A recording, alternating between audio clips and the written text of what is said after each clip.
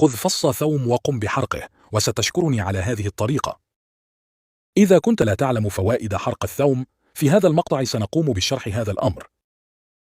قد يبدو لك الأمر غريبا، لكن ما عليك سوى القيام بهذا وستتفاجأ بالنتائج.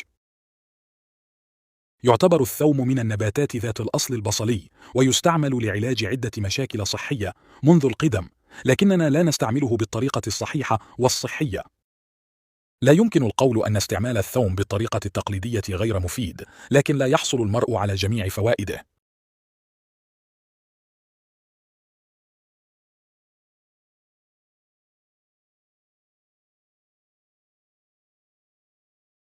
أثناء حرق الثوم وتعريضه للنار بشكل مباشر، تنشط مكوناته المفيدة للجسم وترتفع فعاليتها.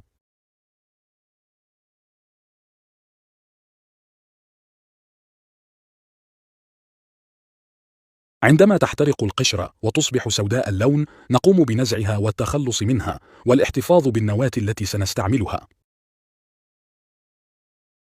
استعمال الثوم بهذه الطريقة مفيد جدا، ويعتبر الحل المثالي للقضاء على العديد من المشاكل الصحية كالزكام مثلا، لأنه يقوي الجهاز المناعي للجسم. إن الثوم المحروق أيضا يقضي على الدهون في منطقة البطن، يخفض من ضغط الدم ويقي من مرض الزهايمر وضعف الذاكرة.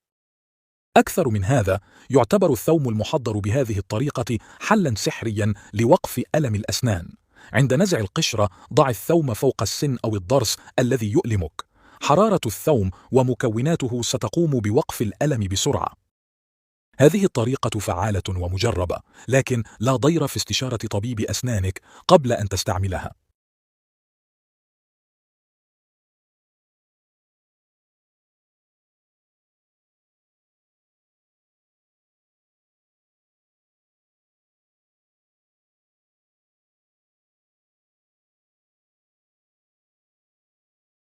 نتمنى أن تكون هذه النصائح مفيدة لك. إلى اللقاء في فرصة مقبلة بحول الله.